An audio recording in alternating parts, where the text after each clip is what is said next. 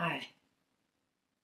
Det jeg gerne vil fortælle om i dag, det er det her med at give plads til noget. Og for at vi kan give plads til noget, så er det en god idé eller en stor hjælp at så give slip på noget. Det kan tit være noget, vi har brug for at give slip på.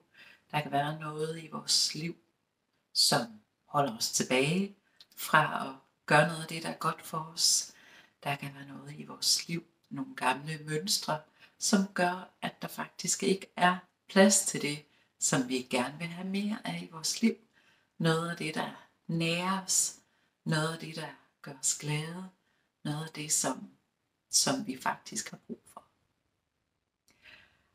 Det jeg selv har oplevet, det er det her med at give slip på kontrollen. Kontrol er jo noget, som vi gør for at passe på os selv, for at vi ikke mister os selv i nogle situationer.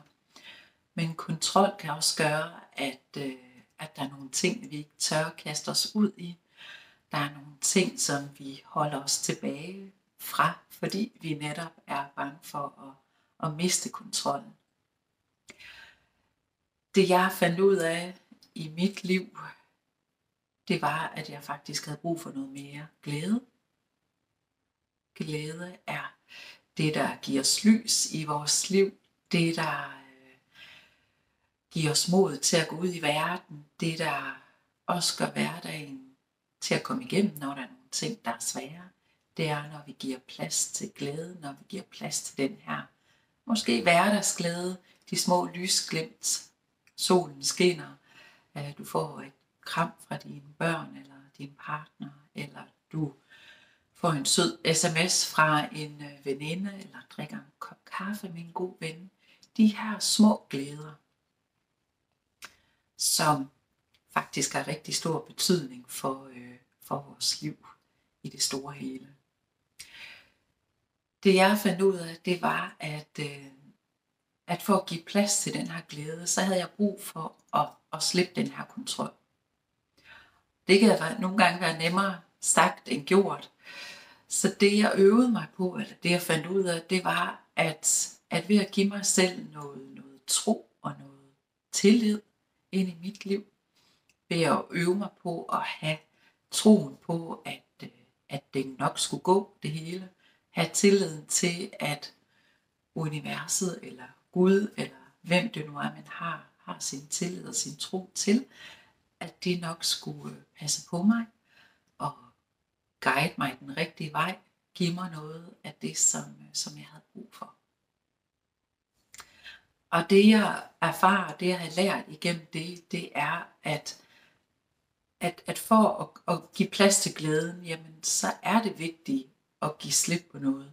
Fordi vi kan ikke give plads, der er ikke plads til det, vi gerne vil have mere af, før vi giver slip på noget af det, som vi ikke har brug for mere.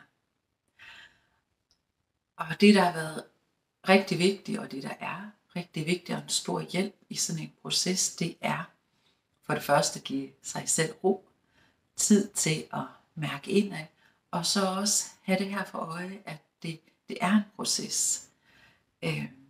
Og have tålmodighed med den her proces, at det ikke er noget, der bare sker overnight, men at det er noget, der også tager tid, fordi det er jo tit et spørgsmål om at ændre hele vores mindset, vores måde at tænke på, vores måde at gå ud i verden på. Det du kan gøre, hvis du gerne vil give plads til noget mere, er det, der nærer dig, det der giver dig god energi, det er at sætte dig ned.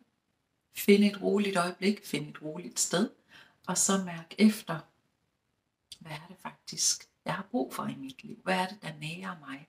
Hvad er det, der gør mig glad? Og så selvfølgelig også mærk efter, hvad er det, jeg har brug for at give slip på? Hvad er det, der dræner mig? Hvad er det, der holder mig tilbage fra faktisk at få noget mere af det gode i mit liv?